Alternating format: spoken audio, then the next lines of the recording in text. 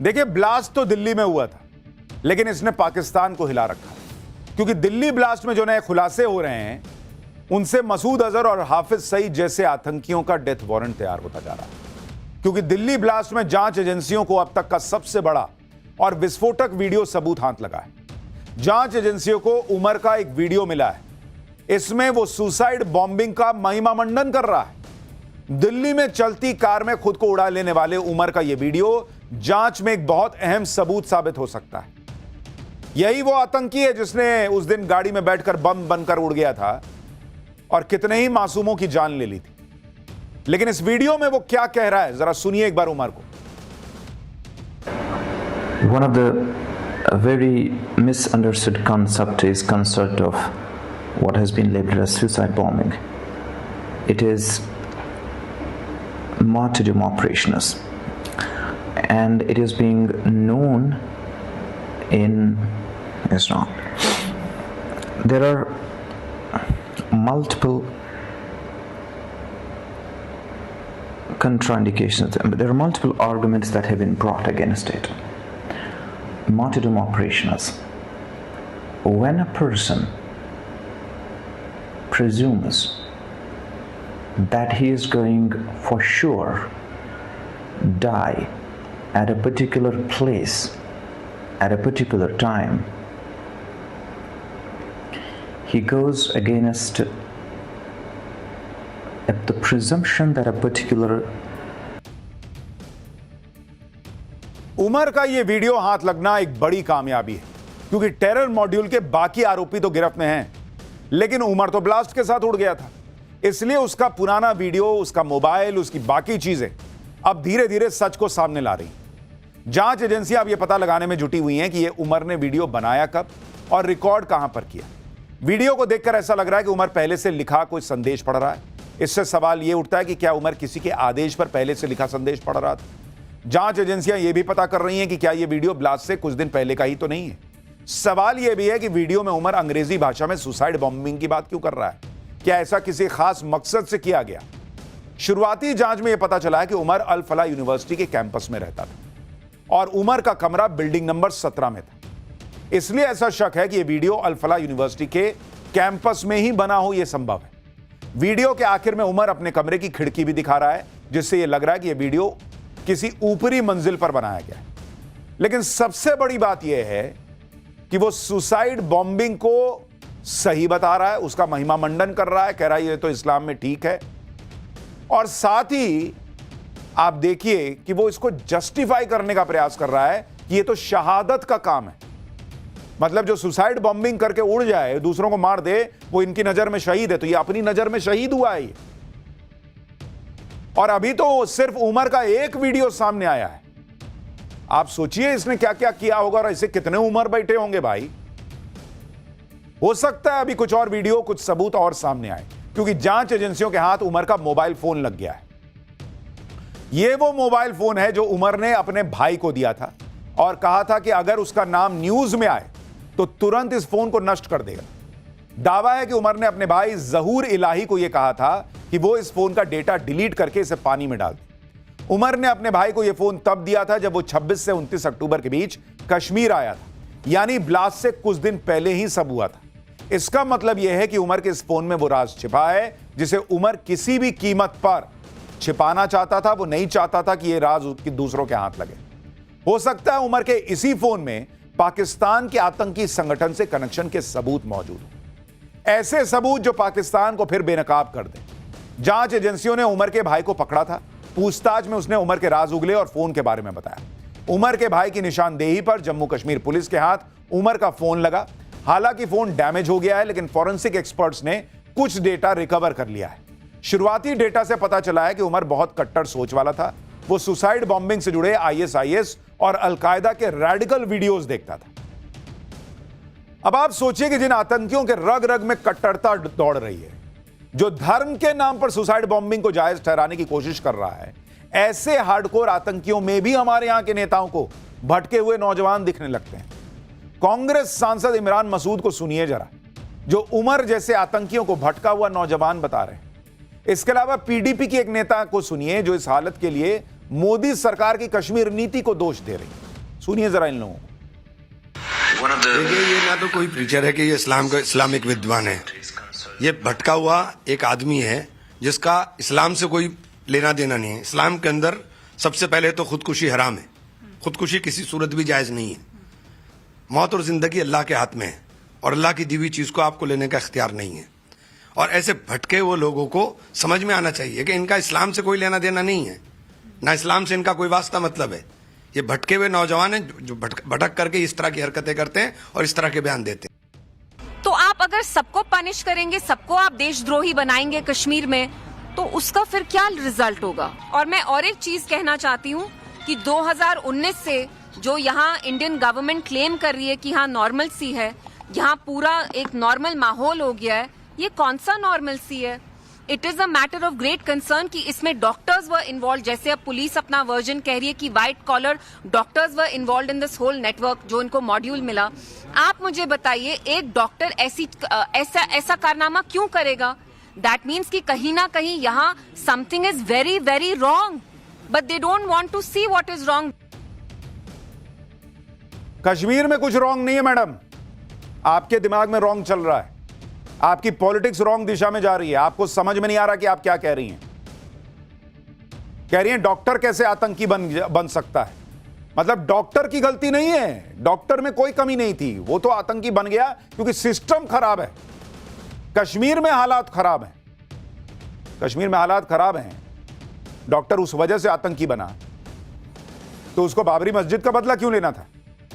बोलता कश्मीर का बदला लेना है। 6 दिसंबर प्लान कर रहे थे ये लोग, बाबरी की बातें चल रही थी इनकी, दिमाग में बाबरी भरा है, उससे निकल नहीं पा रहे। और कश्मीर के हालात मैडम के हिसाब से खराब हैं। क्यों? क्योंकि इनको वोट नहीं पड़ रहे वहां, इनकी पार्टी को वोट नहीं पड़ रहे वहां पर, इनकी पॉलिटिक्स खत्म हो रही है। इसलिए ये वो नेता हैं जो मोदी विरोध में आतंकियों का भी बचाव करने लगते हैं, उन्हें पीड़ित बताने लगते हैं, उन्हें हालात का मारा बताने लगते हैं। वैसे तो कहेंगे आतंक का धर्म नहीं होता, लेकिन बचाव फिर क्या देख के कर रहे हैं? जबकि इसी देश के सिस्टम में रहते हुए इन्हें डॉक्टर बनने का मौका मिला। अंग्रेजी सुनिए इसकी, 2 कौड़ी की अंग्रेजी है, फिर भी कहीं एडमिशन मिला, कहीं जो है वो पढ़ा लिखा डॉक्टरी कर रहा था, फिर भी इसको देश में दिक्कत ही दिख रही थी। लाखों की सैलरी मिल रही थी, लेकिन देश में दिक्कत थी। इनमें से किसी की सैलरी तो 4-4 लाख रुपए महीना है, फिर भी दिक्कत है। और तो दिक्कत तुम्हारे अंदर है, देश में क्या दिक्कत है भाई? इन्हें विदेश में घूमने का मौका मिल रहा था, डॉक्टर होने का मान सम्मान मिल रहा था, लाखों के रुपए महीने कमाने वाले और इंग्लिश बोलने वाले ये डॉक्टर दबे कुचले और पीड़ित तो नहीं थे। और पीड़ित होते भी तो आतंकी बनने का लाइसेंस थोड़ी मिल जाता है। फिर भी इंडी गठबंधन के नेताओं को इन आतंकियों में भटके हुआ नौजवान दिखता है। देश के हालात में कमी है, लेकिन इनमें कोई कमी नहीं। लेकिन जांच एजेंसियों को पता है कि ये भटके हुए नौजवान कितने रेडिकल थे, कितने हार्डकोर आतंकी बन चुके थे। दिल्ली ब्लास्ट में जांच एजेंसियों का पूरा फोकस उमर पर था। वो दिल्ली ब्लास्ट की सबसे अहम कड़ी है। उमर ने कार में खुद को उड़ा लिया था, और जिस तरह से उमर अपने वीडियो में सुसाइड बॉम्बिंग की बात कर रहा था, उससे दिल्ली ब्लास्ट में पाकिस्तान के आतंकी संगठन जैश ए मोहम्मद का हाथ होने का शक और गहराता जा रहा है, क्योंकि सुसाइड बॉम्बिंग जैश के आतंकी हमलों का ही एक तरीका है। दूसरी बात, 28 साल का डॉक्टर उमर उसी पुलवामा का रहने वाला था जिस पुलवामा में साल 2019 में सुरक्षा बलों पर आत्मघाती हमला हुआ था। उस हमले में भी कार सवार ने खुद को धमाके से उड़ा दिया था। पुलवामा हमले में भी जैश का हाथ था, और अब दिल्ली ब्लास्ट में भी उसी पैटर्न पर आतंकी ने कार में धमाके के साथ खुद को उड़ा लिया। इसके अलावा जैश ए मोहम्मद का कनेक्शन इसलिए भी पुख्ता होता जा रहा है क्योंकि जैश का पोस्टर चिपकाने की घटना की वजह से ही यह पूरा व्हाइट कॉलर टेरर मॉड्यूल बेनकाब हुआ। यह सारी थ्योरी, ये सारे सबूत जैश ए मोहम्मद की साजिश की तरफ इशारा कर रहे हैं। लेकिन नरेंद्र मोदी अभी इंतजार कर रहे हैं कि पूरा खाका खींचो, एक एक सबूत जुटाओ, इतना पुख्ता जुटाओ कि दुनिया में जब पाकिस्तान रोते हुए जाए तो वो सबूत दुनिया के मुंह पे मारेंगे। देखो इसलिए मार रहे हैं। जब से भारत में आतंकवाद के खिलाफ प्रहार तेज हुआ, तब से पाकिस्तान के आतंकी संगठन खुद को बचाने के लिए दूसरे नाम से काम करने लगे। पाकिस्तान के आतंकी संगठन कुछ ऐसे संगठन क्रिएट करके गुमराह करने की कोशिश करते हैं कि लोगों को लगे कि अरे ये तो इंडिया में ही हो रहा है, इंडिया के लोग कर रहे हैं, इंडिया के संगठन कर रहे हैं। दिल्ली ब्लास्ट में कुछ ऐसा ही पैटर्न दिख रहा है। जम्मू कश्मीर पुलिस की काउंटर इंटेलिजेंस टीम जैश ए मोहम्मद और दुख्तरान मिल्लत के बीच कनेक्शन को लेकर घाटी में बड़े पैमाने पर छापेमारी कर रही है। दुख्तरान मिल्लत महिलाओं का एक कट्टरपंथी संगठन है जिसकी प्रमुख आजिया अंद्राबी टेरर फंडिंग के आरोप में जेल में है। आतंकी गतिविधियों में शामिल होने की वजह से साल 2022 में गृह मंत्रालय ने इसे बैन कर दिया था। काउंटर इंटेलिजेंस टीम ने इसी सिलसिले में कुलगाम में एक डॉक्टर उमर फारूक भट्ट और उसकी पत्नी शहजादा से पूछताछ की। सूत्रों के मुताबिक जांच एजेंसीज को शक है कि डॉक्टर की पत्नी शहजादा दुख्तरान मिल्लत को फिर से रिवाइव करने में जुटी है। ऐसी भी खबरें चल रही हैं कि डॉक्टर उमर फारूक की पत्नी को जैश ने ही दुख्तरान मिल्लत को फिर से रिवाइव करने का काम सौंपा है। यह खुलासा भी हुआ है कि डॉक्टर उमर की पत्नी शहजादा अख्तर लोकल महिलाओं को रेडिकल बनाने में जुटी हुई थी। दोनों के पास से 5 मोबाइल, 5 सिम कार्ड, एक टैबलेट और कुछ भड़काऊ सामग्री मिली है। यानी जैश ए मोहम्मद का सरगना मसूद अजहर कश्मीर में महिला आतंकियों का नेटवर्क खड़ा करने में जुटा हुआ था। मसूद अजहर का प्लान था कि वो पर्दे के पीछे छिपकर किसी और संगठन के जरिए भारत में आतंकवाद का जाल बिछाएगा और जैश का नाम नहीं आएगा। लेकिन जिस तेजी से दिल्ली ब्लास्ट की जांच चल रही है उससे पाकिस्तान के आतंकी संगठन की पूरी साजिश सामने आने में ज्यादा दिन लगेगा नहीं बॉस।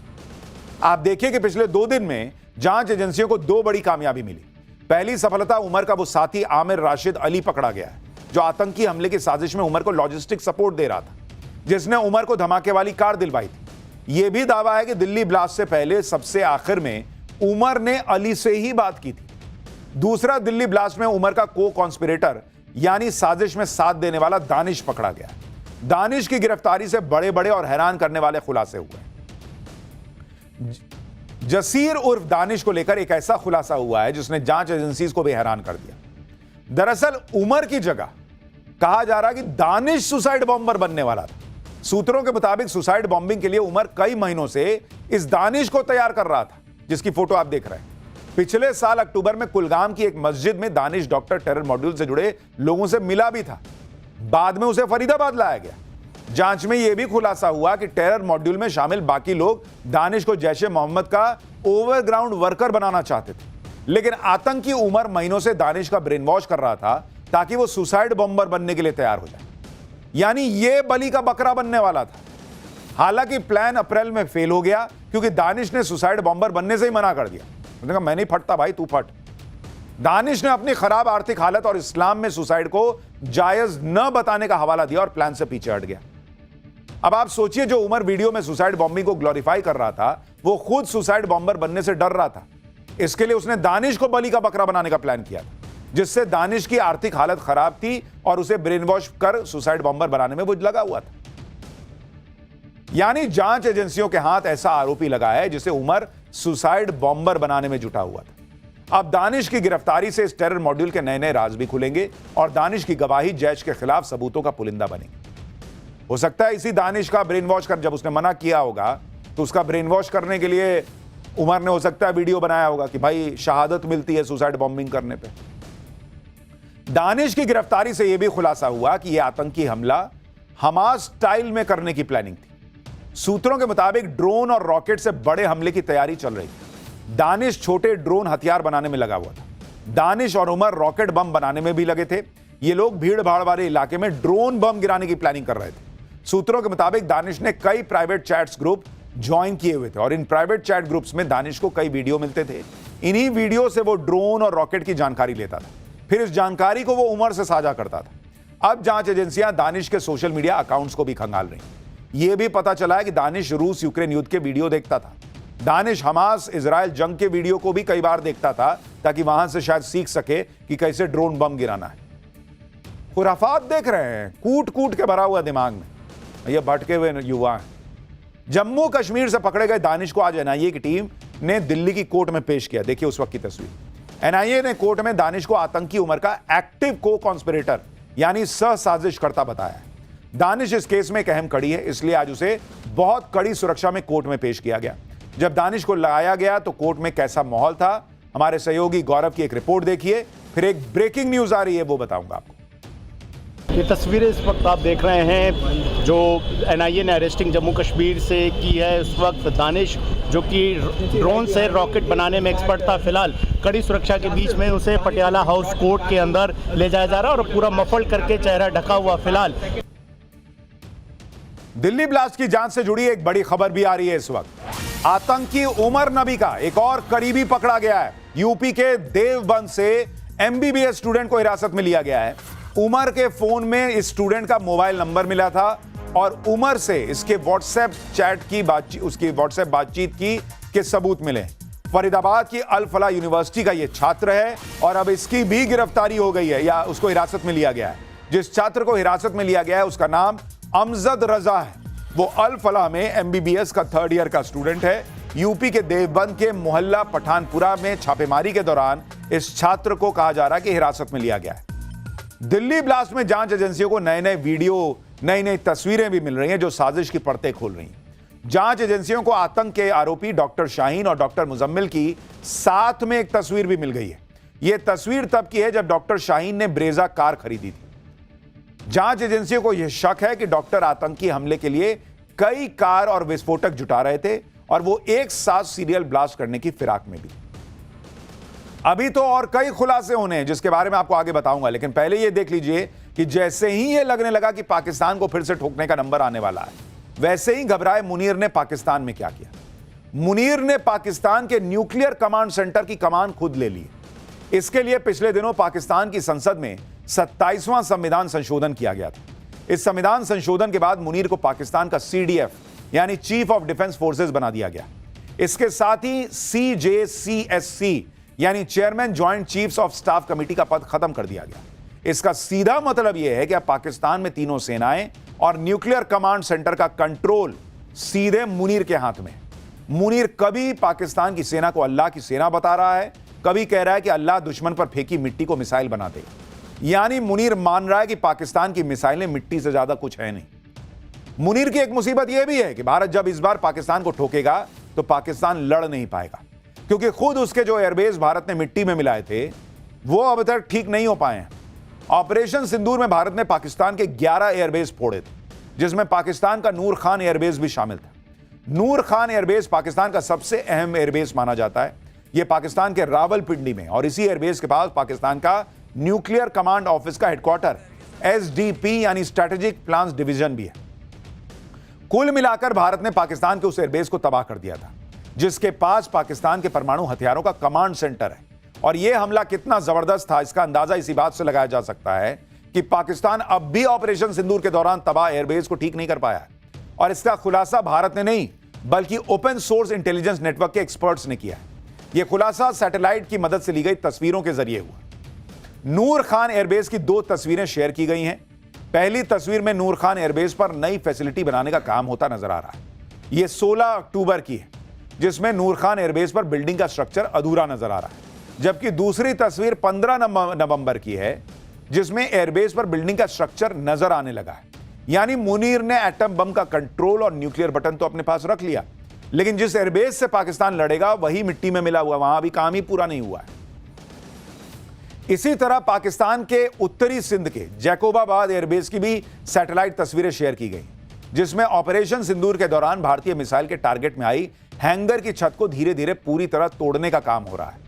पहली तस्वीर 2 अप्रैल की है जिसमें जैकोबाबाद एयरबेस पर हैंगर की छत पूरी तरह सही सलामत नजर आ रही है। दूसरी तस्वीर 12 मई की अब आपको दिखा रहा हूं जिसमें ऑपरेशन सिंदूर के बाद की यह तस्वीर है और इसमें एयरबेस में टारगेट किए गए हैंगर की छत को नुकसान दिखता है। अगली तस्वीर जो आप स्क्रीन पर है वो 29 सितंबर की है जिसमें हैंगर की छत को तोड़ने का काम होता दिखता है। 14 अक्टूबर की तस्वीर में भी हैंगर की छत को पूरी तरह नहीं जोड़ा जा सका है, जबकि 8 नवंबर की तस्वीर में जैकोबाबाद एयरबेस पर हैंगर की छत को तोड़ने का काम पूरा हुआ नजर आ रहा है। अब सोचिए जो पाकिस्तान अब तक ऑपरेशन सिंदूर में हुई पिटाई से ही नहीं उबर पाया, अभी तक एयरबेस के रिनोवेशन में ही जुटा है। ऐसे में पाकिस्तान को खुद सोचना होगा कि अगर भारत ने ऑपरेशन सिंदूर पार्ट 2 लॉन्च कर दिया तो भाई तुम तो पैसे ही खड़े नहीं हो पाए हो, तुम बचोगे कैसे। इधर मुनीर मिट्टी, मिसाइल और एयरबेस में उलझा है। उधर रूस की राजधानी मॉस्को में हुई SCO की बैठक में भारत ने एक बार फिर साफ कर दिया है कि SCO का गठन आतंकवाद से लड़ने के लिए हुआ था और आज ये खतरे पहले से भी ज्यादा गंभीर हो गए। दुनिया को आतंकवाद के खिलाफ जीरो टॉलरेंस दिखाना ही होगा। आतंकवाद के मामले में कोई बहाना, किसी तरह का टाल मटोल या उसे छुपाने की कोशिश बर्दाश्त नहीं की जाएगी। आतंक के खिलाफ कार्रवाई करने का भारत को पूरा अधिकार है और वो अपने लोगों की रक्षा के लिए इस अधिकार का इस्तेमाल जरूर करेगा। It is imperative that the world displays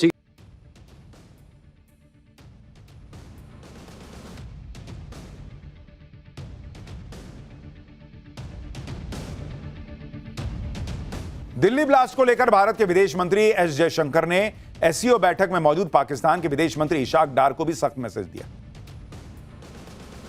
Bharat का मैसेज दुनिया को है कि वो आतंक का जवाब देकर ही रहेगा, यानी पाकिस्तान को हर हाल में ठोका जाएगा। उधर रूस की धरती से एस जयशंकर ने पाकिस्तान के विदेश मंत्री के सामने साफ यह क्लियर कर दिया कि भारत इसको बर्दाश्त नहीं करेगा। अब देखिए कि जो जांच आगे बढ़ रही उसमें कैसे कैसे सीक्रेट कोडवर्ड्स का भी खुलासा हुआ है। आप देखिए कैसे जो फूड डिशेज होती हैं, खाने के नाम पर दिल्ली और दूसरी जगहों पर धमाके की साजिश रची जा रही थी। बिरयानी और दावत जैसे कोडवर्ड का इस्तेमाल हो रहा था। खुफिया एजेंसीज के सूत्रों के मुताबिक आतंकी डॉक्टर्स ने बातचीत के लिए बिरयानी और दावत जैसे कोडवर्ड तैयार किए। बिरयानी कोडवर्ड का मतलब विस्फोटक से था, जबकि दावत कोडवर्ड का मतलब धमाका करने वाले दिन से था। चैट में बिरयानी तैयार है, दावत के लिए तैयार रहो, ये इस मैसेज का मतलब था कि बम तैयार हो चुका है, हमला जल्द होने वाला है। व्हाइट कॉलर टेरर मॉड्यूल से जुड़े आतंकी डॉक्टर शाहीन, उमर, मुजम्मिल और अदील इंक्रिप्टेड ऐप पर इसी तरह के कोडवर्ड में बात करते थे। सूत्रों के मुताबिक एनआईए को अल फलाह यूनिवर्सिटी में मिली डॉक्टर्स की डायरी में भी इसी तरह के कई कोडवर्ड लिखे मिले। कुछ कोड डिकोड हो चुके हैं, कुछ अभी डिकोड होने बाकी हैं। और जैसे जैसे आतंकियों के कोडवर्ड डिकोड हो रहे हैं, देश को दहलाने की खौफनाक साजिश का भी सच सामने आ रहा है। यूपी के सहारनपुर से गिरफ्तार हुए आतंकी डॉक्टर अदील ने कैसे वहां अपना टेरर नेटवर्क बना लिया था, इस पर भी हैरान करने वाला खुलासा हुआ। आतंकी डॉक्टर अदील के मोबाइल फोन और डायरी की जांच में एजेंसियों ने कई अहम जानकारियां हासिल की। पता चला है कि डॉक्टर अदील अस्पताल में मरीजों के इलाज की आड़ में टेरर नेटवर्क फैलाने का काम कर रहा था। जांच एजेंसियों के सूत्रों के मुताबिक अदील के मोबाइल फोन और डायरी से मदरसे के छात्रों, कश्मीरी छात्रों और मेडिकल कॉलेज में पढ़ने वाले छात्रों के नंबर मिले। यही नहीं, अदील के फोन से जम्मू कश्मीर की कई लड़कियों के नंबर मिले। जांच एजेंसीज को शक है कि आतंकी डॉक्टर अदील न सिर्फ व्हाइट कॉलर टेरर मॉड्यूल के लिए लॉजिस्टिक्स और फाइनेंस का काम देखता था, बल्कि छात्रों और युवाओं का ब्रेन वॉश करके टेरर नेटवर्क को फैला रहा था। शुरुआती जांच में इस बात के भी सबूत मिले हैं कि डॉक्टर अदील हनी ट्रैप के लिए जम्मू कश्मीर की लड़कियों का इस्तेमाल करता था और हनी ट्रैप के जरिए साथी डॉक्टर्स और युवाओं को अपने टेरर के जाल में फंसाता था। सूत्रों के मुताबिक डॉक्टर अदील की डायरी से कम 25 मोबाइल नंबर मिले हैं, इनमें से ज्यादातर सहारनपुर में पढ़ने वाली कश्मीरी छात्रों के। व्हाइट कॉलर टेरर मॉड्यूल के टारगेट में भगवान राम की नगरी अयोध्या भी थी। इस बात का खुलासा हुआ है कि व्हाइट कॉलर टेरर मॉड्यूल की मास्टरमाइंड मानी जा रही डॉक्टर शाहीन का भाई डॉक्टर परवेज अयोध्या में रेकी कर चुका था। जांच एजेंसियों के सूत्रों के मुताबिक आतंकी डॉक्टर परवेज ने अयोध्या के एक अस्पताल में इंटर्नशिप की थी। साल 2010 में परवेज ने अयोध्या के अस्पताल में काम भी किया था। आतंकी डॉक्टर परवेज के अयोध्या कनेक्शन का खुलासा होने के बाद जल्दी ही एनआईए की टीम अयोध्या जा सकती है, जहां परवेज के साथ काम कर चुके लोग या उसके साथ रह रहे लोगों से भी पूछताछ की जाएगी। यानी एक तरफ दिल्ली ब्लास्ट की साजिश में बड़े बड़े खुलासे हो रहे हैं, अस्पतालों से सलाखों के पीछे पहुंचे डॉक्टर्स का भी बड़ा एक्शन उन पर भी बड़ा एक्शन हो रहा है। यूपी स्टेट मेडिकल काउंसिल ने आतंकी डॉक्टर शाहीन और अदील का मेडिकल रजिस्ट्रेशन रद्द कर दिया है। अब ये दोनों कभी मेडिकल प्रैक्टिस कर नहीं पाएंगे। क्या ही करेंगे, अब तो जेल ही में रहेंगे मेरे ख्याल से। इंडियन मेडिकल काउंसिल की सिफारिश पर यह कार्रवाई की गई है। आईएमसी ने सभी स्टेट मेडिकल काउंसिल को साफ निर्देश दिया है कि अगर किसी डॉक्टर के खिलाफ टेरर एक्टिविटीज में शामिल होने के सबूत मिलते हैं तो तत्काल प्रभाव से उसका रजिस्ट्रेशन कैंसिल कर दीजिए। इस व्हाइट कॉलर टेरर मॉड्यूल का खुलासा होने के बाद फरीदाबाद के अल फलाह यूनिवर्सिटी भी जांच एजेंसियों के रडार पर लगातार है, क्योंकि इसी के अंदर बैठकर आरोप लग रहा है कि पूरी साजिश रची गई। आज ईडी की टीम ने अल फलाह यूनिवर्सिटी से जुड़े ठिकानों में एक साथ छापेमारी की। यह कार्रवाई मनी लॉन्ड्रिंग एक्ट के तहत की गई। ईडी इस बात की पड़ताल में जुट गई है कि कहीं अल फलाह यूनिवर्सिटी को टेरर फंडिंग तो नहीं मिल रही थी, जिसके लिए आज ओखला में अल फलाह ट्रस्ट के मुख्यालय, इससे जुड़ी 9 कंपनियों, फरीदाबाद में यूनिवर्सिटी के कैंपस और इसके संचालकों के 25 ठिकानों पर एक साथ छापेमारी शुरू की है। सूत्रों के मुताबिक छापेमारी के दौरान ईडी अब तक कई दस्तावेज, बैंक खातों की डिटेल, लैपटॉप और मोबाइल फोन समेत कई डिजिटल डिवाइस जब्त कर चुकी है। इस वक्त एक और बड़ी खबर आ रही है, अल फलाह यूनिवर्सिटी का फाउंडर गिरफ्तार हो गया है। ईडी ने फाउंडर जवाद सिद्दीकी को गिरफ्तार कर लिया है और इस अल फलाह यूनिवर्सिटी को लेकर तमाम सवाल खड़े हो ही रहे थे।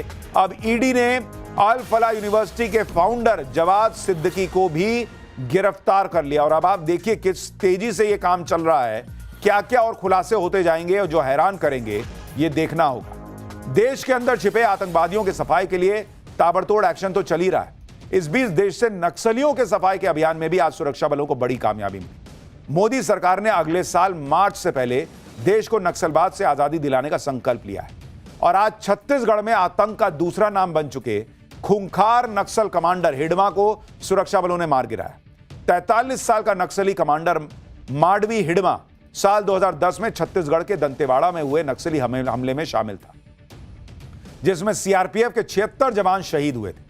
इसके बाद साल 2013 में छत्तीसगढ़ के दरबा घाटी नक्सली हमले का मास्टरमाइंड भी माडवी हिडमा था।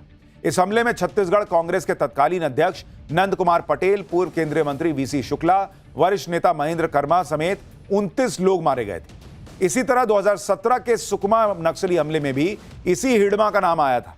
इस हमले में भी सीआरपीएफ के 25 जवान शहीद हुए थे। इसी तरह के कई नक्सली हमलों के मास्टरमाइंड माडवी हिडमा को आज सुरक्षा बलों ने मुठभेड़ में ढेर कर दिया। माडवी हिडमा 26 बड़े नक्सली हमलों का मास्टरमाइंड था। दंतेवाड़ा और झीरम घाटी जैसे हमलों में शामिल था। हिडमा की पत्नी राजे उर्फ राजक्का भी मारी गई। नक्सलियों की बटालियन नंबर 1 का चीफ था। सबसे घातक माओवादी अटैक यूनिट है ये बटालियन 1। सीपीआई माओवादी की सेंट्रल कमेटी का यह मेंबर था। नक्सल कमांडर हिडमा पर 1 करोड़ रुपए का इनाम था। नक्सल कमांडर बसवा राजू के मारे जाने के बाद दंडकारण्य स्पेशल जोन कमेटी का महासचिव बना था। गृह मंत्री अमित शाह ने हिडमा के खात्मे के लिए 30 नवंबर की डेडलाइन दे रखी थी। डेडलाइन से 12 दिन पहले सुरक्षा बलों ने हिडमा को फोड़ दिया, मार दिया। यानी नरेंद्र मोदी सरकार एक तरफ आतंकियों को खत्म कर रही है, दूसरी तरफ नक्सलियों। आतंकियों, नक्सलियों और अपराधियों पर मोदी सरकार के जीरो टॉलरेंस पर इस वक्त एक और बड़ी खबर आ रही है। भारत की सुरक्षा एजेंसीज को एक और बड़ी कामयाबी मिली है। अमेरिका से गैंगस्टर अनमोल बिश्नोई को भारत लाया जा रहा है। अनमोल बिश्नोई गुजरात की जेल में बंद गैंगस्टर लॉरेंस बिश्नोई का भाई है। अनमोल बिश्नोई सिंगर सिद्धू मूसेवाला और एनसीपी नेता बाबा सिद्दीकी हत्याकांड में आरोपी है। सलमान खान के घर के बाहर हुई फायरिंग के मामले में भी वो आरोपी है। लॉरेंस बिश्नोई गैंग के हर ऑपरेशन का जिम्मा खुद संभालता था। अनमोल बिश्नोई को पिछले साल नवंबर में अमेरिकी पुलिस ने गिरफ्तार किया था। एनआईए ने अनमोल बिश्नोई पर 10 लाख का इनाम घोषित किया था। उस पर भारत में 18 केस भी दर्ज है। यानी अब वो अनमोल बिश्नोई भी भारत लाया जा रहा है। कल सुबह 10 बजे वो भारत पहुंचेगा। यानी पीएम मोदी और अमित शाह का मिशन देश के अंदर हर तरह के दुश्मन के सफाई को लेकर क्लियर है कि छोड़ना नहीं, चाहे देश से बाहर भागकर यहां दहशत फैलाएं या कोई और। पाठशाला में अब अगला चैप्टर, जिसमें आपको दिखाऊंगा भयंकर हार वाली शीशा लेदर के बाद प्रशांत किशोर ने संन्यास पर क्या कहा कि और बेइज्जती हो गई। प्रशांत किशोर की मिट्टी पलीद, ओवैसी का जलवा, एक अनाड़ी एक खिलाड़ी बने कैसे, इसकी इनसाइड स्टोरी क्या है। मुसलमान ओवैसी भाईजान के साथ तो अब राहुल, ममता, अखिलेश का कितना गेम बिगड़ने वाला है, अब इसका चैप्टर। देखिए, आज 2 नामों की बड़ी चर्चा हो रही है। एक है प्रशांत किशोर, दूसरे हैं असदुद्दीन ओवैसी। दोनों पर बी टीम होने का आरोप लगता है। प्रशांत किशोर के चुनाव में फेल होने और उधर ओवैसी जो खेल कर रहे हैं उसके बारे में आज आपको विस्तार से बताऊं, क्योंकि जब से बिहार के नतीजे आए तब से प्रशांत किशोर तो कहीं निकल नहीं रहे थे। लोग प्रशांत किशोर को ढूंढ रहे थे कि भाई साहब हैं कहां। आज 5 दिन बाद जब वो सामने आए तो जवाब देते नहीं बन रहा था उनसे, क्योंकि ये वही प्रशांत किशोर हैं जिन्होंने कसम खाई थी कि अगर बिहार में नीतीश कुमार को 25 से ज्यादा सीट आ गई तो राजनीति छोड़ दूं। प्रशांत किशोर ने इस तरह की बातें तो बहुत बड़ी बड़ी कर दी, फेंक दिए लंबा लंबा। उनके बारे में कहा गया वो तो चुनावों के चाणक्य हैं। कहा जाता कि नरेंद्र मोदी को चुनाव जितवा चुके हैं। जो अपना चुनाव लड़ नहीं पा रहे, जीत नहीं पा रहे, उन्होंने तमगा खुद ले लिया है कि मैं नरेंद्र मोदी को इन्होंने चुनाव जितवाया। ममता बनर्जी को चुनाव जितवा चुके हैं। बिहार में तो गर्दा ही उड़ा देंगे पब्लिक सोच रही थी, लेकिन बिहार ने ऐसा पटका पीके की पॉलिटिक्स को, ऐसा झटका कि गर्दा मोदी नीतीश ने उड़ा दिया और खिल्ली उड़ रही है प्रशांत किशोर जैसों। आज आपको बताऊंगा कि राजनीति छोड़ने की कसम खाने वाले प्रशांत किशोर जब 5 दिन बाद सामने आए तो ऐसा क्या कहा कि उनकी और बेइज्जती हो रही है। पीके जो चुनावी पैंतरे चलाकर भी फ्लॉप हो गए, उन्हीं चुनावी पैंतरों के बिना ओवैसी ने कैसे धमाके किए। बिहार में जबरदस्त कामयाबी के बाद ओवैसी अब कहां कहां माहौल बना रहे हैं और किस किस को डैमेज करेंगे, ये सब आज आपको दिखाऊंगा। लेकिन पहले एक ट्रेलर देखिए।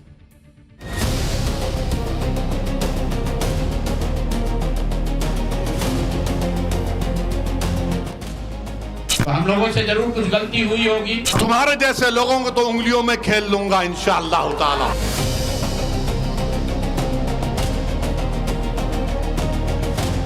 आपने कहा था कि 25 से ज्यादा आएगा तो आप संन्यास ले लें। तो भैया किस पद पर हैं जिससे मैं इस्तीफा दे दूं? 25 सीट की बात है, बिल्कुल 25 सीट से ज्यादा नीतीश कुमार को ना आना चाहिए था, ना आता।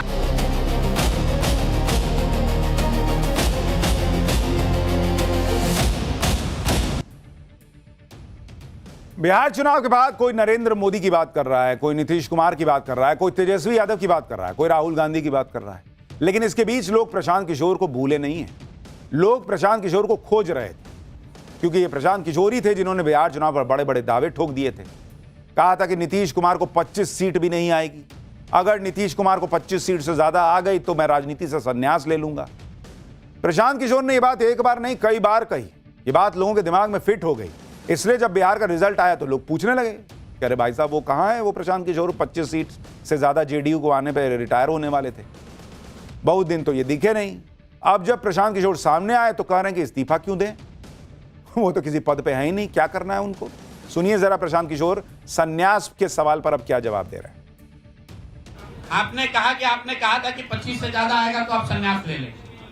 तो भैया किस पद पर हैं जिससे मैं इस्तीफा दे दूं? अगर किसी पद पर हैं, ये तो नहीं कहा था कि बिहार छोड़कर चले जाएंगे, बिहार में रहेंगे और राजनीति नहीं, बिल्कुल बिल्कुल, अरे भाई एक मिनट, बिल्कुल राजनीति छोड़ देंगे। राजनीति छोड़े हुए हैं, हम तो राजनीति करते ही नहीं हैं, लेकिन ये नहीं कहा है ना कि बिहार के लोगों की बात कहना छोड़ देंगे। कह रहे हैं कि राजनीति करते ही नहीं है, तो पार्टी किस लिए बनाए थे? कौन बात का पार्टी बनाए थे? पॉलिटिकल पार्टी नहीं है। वोट किस बात का मांग रहे थे जब पॉलिटिक्स नहीं करते? आप देखिए कि 14 नवंबर को रिजल्ट आया और उसके बाद से पीके गायब हो गए। अब कह रहे हैं कि मैं कौन से पद पे था जो इस्तीफा दे दूं। अरे उसी पद से इस्तीफा दीजिए जिसका दावा ठोके थे कि 25 से ज्यादा सीट नीतीश कुमार को आई तो मैं राजनीति छोड़ दूंगा।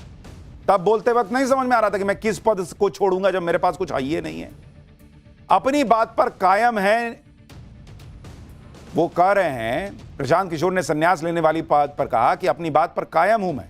नीतीश कुमार ने 10-10 हजार रुपए देकर वोट खरीदा है। अगर नीतीश कुमार अगले 6 महीने में महिलाओं को 2-2 लाख रुपया दे देते हैं तो वो राजनीति से संन्यास ले लेंगे। गजब यू टर्न मारे हैं बॉस, कि पहले 25 से ज्यादा सीट आ गई तो वो संन्यास लूंगा, फिर कहेंगे ना 2-2 लाख दीजिए तब लूंगा संन्यास। उसके बाद कह रहे हैं कि भाई कहेंगे कि ये करिएगा तो वो तब संन्यास लूंगा।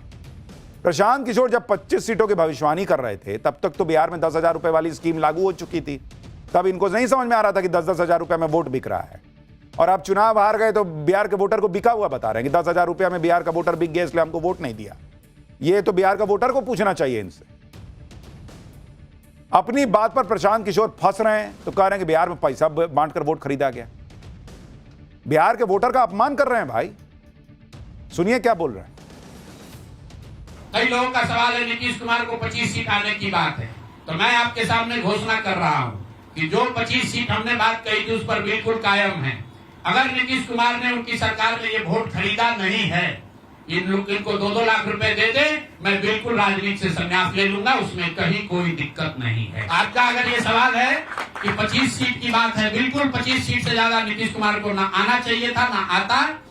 एक ही फैक्टर है, ये पैसा बांटकर जो वोट आपने खरीदा है, खरीदने का आप पर इल्जाम है। प्रशांत किशोर कह रहे हैं कि 2-2 लाख रुपया जो है वो सबके अकाउंट में डाल दीजिए। क्यों डाल दीजिए जब ऑलरेडी क्लियर है कि 10-10 हजार रुपया दिया गया है कि भाई आप अपना कुछ रोजगार शुरू कीजिए, उसमें जो अच्छा करेगा उसको 2-2 लाख रुपया से और मदद की जाएगी। तो सबके अकाउंट में 2 लाख रुपया क्यों देंगे? सीधा बोलिए ना भाई हमको नहीं रिटायर होने का मन है, तो हम झूठे कोई भी ऐसा क्लॉज लगा देंगे कि आप करिए नहीं पाइएगा। और अब कह रहे हैं कि मैं संन्यास ले लूंगा। अभी कह रहे थे कि मैं तो पॉलिटिक्स करता ही नहीं हूं, संन्यास किस चीज से लूं? तो पहले मन बनाइए कि पॉलिटिक्स कर रहे हैं कि नहीं कर रहे हैं। संन्यास लेंगे तो काहे से लेंगे? क्योंकि फिर मान लीजिए वो हो जाएगा तो कहेंगे कि मेरे पास तो कोई पद ही नहीं है, मैं इस्तीफा किस चीज से दूं? हवाई बातें प्रशांत किशोर कर रहे हैं। सोच रहे थे कि मैं बोल दिया हो जाएगा, जैसे बंगाल में एक बार इन्होंने कहा था कि बीजेपी 100 नहीं क्रॉस करेगी, 77 आई तो लोगों को लगा कि अरे बाप रे, जो बोले वही हो गया। उल्टा इनका दाव उल्टा पड़ गया। कैसे उल्टा पड़ा आगे बताऊंगा। प्रशांत किशोर अब 10,000 रुपए की स्कीम का बहाना बना रहे हैं, लेकिन माहौल तो इन्हें पहले ही पता था, शायद इसलिए वो खुद चुनाव ही नहीं लड़े। कहा था कि खुद चुनाव लड़ेंगे तो पार्टी के दूसरे कैंडिडेट्स के लिए प्रचार कौन करेगा। जब ऐसा प्रचार किए कि एक को सीट नहीं आई तो इससे अच्छा खुदे लड़ लेते। पार्टी का क्या हाल हुआ आप इनके देखिए। जन सुराज पार्टी का हाल क्या है। पीके की पार्टी इनका हाल क्या हुआ जनसुराज का इस चुनाव में? चुनाव लड़े 238 सीट पे, 238 सीट पर, ठीक है। इनकी जमानत जब्त हो गई, 236 सीट पे बॉस, 236 पे जमानत जब्त हो गया। कहे कि मैं चुनाव इसलिए नहीं लड़ रहा हूं कि बाकी जगह प्रचार कौन करेगा। अरे नहीं करते अच्छा है, आप तो जनसुराज के राहुल गांधी साबित हो गए। नोटा से कम वोट कितनी सीट पे मिले इनकी पार्टी को? 61 सीट पर। नोटा से भी कम वोट मिला है। और थर्ड और फोर्थ पोजीशन पर कितनी सीट पर रहे? 122 सीट पर ये तीसरे या चौथे नंबर पर है। प्रशांत किशोर पहले तो बातें ऐसी कर रहे थे जैसे चुनाव में को उनसे अच्छा कोई समझता नहीं है, बिहार को उनसे अच्छा कोई समझ नहीं सकता। लेकिन ब्लंडर तो खुद कर दिए जब उन्होंने ये चैलेंज दिया कि भाई नीतीश कुमार को 25 से ज्यादा सीट नहीं आएगी वरना मैं संन्यास ले लूंगा। तो उन्होंने नीतीश कुमार का कार्डर, उनका वोटर दोनों मोबिलाइज कर दिया। कार्डर वोटर बाहर आ गया कि अरे मेरे नेता को लग रहा है सीट नहीं आ रही है, और भर भर के निकला वोट देने के लिए। तो उन्होंने और अपना नुकसान कर लिया। यही इनकी राजनीतिक समझ है। अब नतीजों के बाद प्रशांत किशोर मानने की गलती हो गई। सुनिए प्रशांत किशोर को। हम लोग बिहार आज से 3.5 साल पहले व्यवस्था परिवर्तन के संकल्प से आए थे। एक ईमानदार प्रयास किया है और उसमें बिल्कुल सफलता नहीं मिली, ये मानने में कोई गुरेज नहीं है। व्यवस्था परिवर्तन की बात तो छोड़िए, सत्ता परिवर्तन भी हम लोग नहीं करा सके। तो हम लोगों से जरूर कुछ गलती हुई होगी। हम लोग के प्रयास में, हम लोग के सोच में, हम लोग के बताने के तरीके में जरूर कुछ गलती रही होगी कि जनता ने हम लोग को नहीं चुना है। प्रशांत किशोर ने अपनी सियासी मार्केटिंग शानदार इलेक्शन मैनेजर के तौर पर की।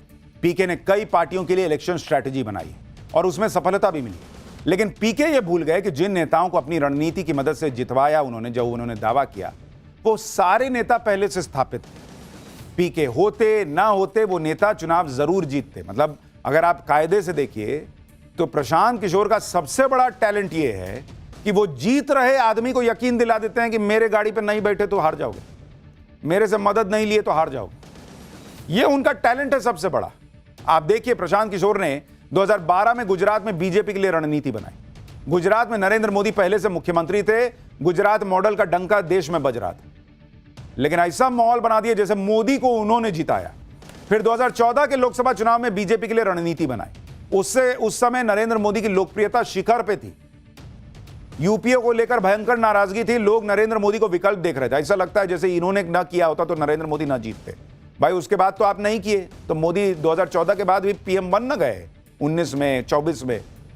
लेकिन अब माहौल ऐसा है कि जैसे इन्होंने नरेंद्र मोदी को जिता दिया। फिर 2015 में बिहार में महागठबंधन के लिए रणनीति बनाई। नीतीश कुमार भी पहले से मुख्यमंत्री थे। जब उसके 10 साल बाद एंटी इनकम्बेंसी नहीं है तो 2015 में क्या ही रही होगी। तो उस वक्त भी माहौल ऐसा बना है जैसे नीतीश कुमार को यही जिता दिए।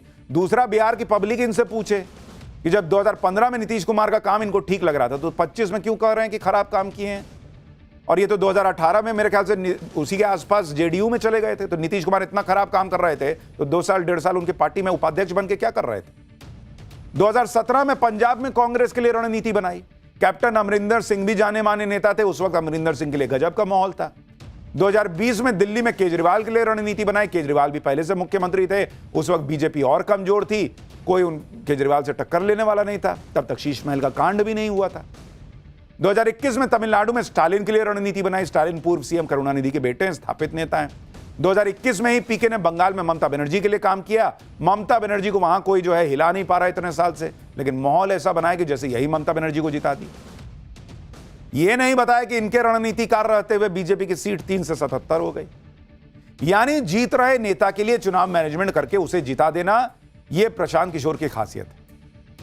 लेकिन इसमें भी पावर लगता है कि जो जीत रहा है उसको कन्विंस करना कि हार जाओगे। टैलेंट है बॉस। अगर हारे हुए नेता को पीके जिताते तो कहा जाता कि उन्होंने कुछ बड़ा करके दिखाया है। यही वजह है कि जब खुद चुनाव लड़े तो सारा इलेक्शन मैनेजमेंट धरा का धरा रह गया। और जब भाई कह रहे हैं कि हम बहुत बड़े चुनाव का मैनेजमेंट देखने वाले हैं, 2017 में राहुल गांधी और अखिलेश यादव का कैंपेन छुए थे, आधे में छोड़ के भाग गए थे, काहे ने राहुल गांधी को जिता के दिखा पाए। लेकिन मैनेजमेंट है बॉस, कि मैं बहुत अद्भुत हूं। प्रशांत किशोर तो बिहार में फेल हो गए, लेकिन उधर आप ओवैसी को देखिए। ओवैसी ने बिहार में गजब धमाका किया। आगे क्या खेल करने वाले हैं इसके बारे में बताऊंगा, लेकिन ओवैसी ने बिहार में शानदार प्रदर्शन किया। ओवैसी को बिहार में सारे नेता खारिज कर रहे थे, लेकिन ओवैसी ने बिहार की 5 सीटों पर जीत हासिल की। बिहार में धमाका करने के बाद ओवैसी ने अब असम पर फोकस कर दिया है। खबर है कि ओवैसी की पार्टी असम में चुनाव लड़ने की तैयारी कर रही है। असम की AIUDF ने ओवैसी से गठबंधन का प्रस्ताव दिया है। बदरुद्दीन अजमल की AIUDF का मुस्लिम सीटों पर प्रभाव है, यानी बिहार में धमाकेदार प्रदर्शन के बाद ओवैसी की डिमांड बढ़ गई है। असम के बदरुद्दीन अजमल जैसे नेता गठबंधन का प्रस्ताव दे रहे हैं, और यह कांग्रेस के लिए मुश्किल खड़ी कर सकता है। असम में ओवैसी क्यों बड़ा फैक्टर हो सकते हैं वो भी आपको बताता हूं। असम में 2011 की जनसंख्या के मुताबिक, जनगणना के मुताबिक करीब 35% आबादी मुस्लिम है। असम की कुल 126 सीटों में से 33 सीटों पर मुस्लिम आबादी हिंदुओं से भी ज्यादा है। 2021 के AIUDF और कांग्रेस के गठबंधन ने चुनाव लड़ा। कांग्रेस AIUDF वाले गठबंधन को असम में कुल 81% मुसलमानों का वोट मिला। उसके बाद भी गठबंधन को 126 में 50 सीटें ही मिल पाई। अगर इस बार ओवैसी की पार्टी असम में चुनाव लड़ती है तो इससे कांग्रेस की मुश्किल और बढ़ जाएगी, क्योंकि 2021 में 95 सीट पर चुनाव लड़ी थी कांग्रेस और मात्र 29 जीत पाई थी, जबकि 2021 में AIUDF ने 20 सीट पर चुनाव लड़ा था और 16 सीट जीती थी। इसी वजह से AIUDF इस बार ओवैसी की पार्टी को गठबंधन का प्रस्ताव दे रही है। यानी अगर ओवैसी उतर गए असम चुनाव में तो राहुल गांधी के हार की सेंचुरी के लिए एक और रन बन जाएगा। लेकिन वो तो आगे की बात है, देखिए क्या होता है। राहुल गांधी के लिए ओवैसी खतरा है, ओवैसी के लिए अखिलेश के लिए है, ममता के लिए बंगाल में है, ये तो वक्त तय करेगा।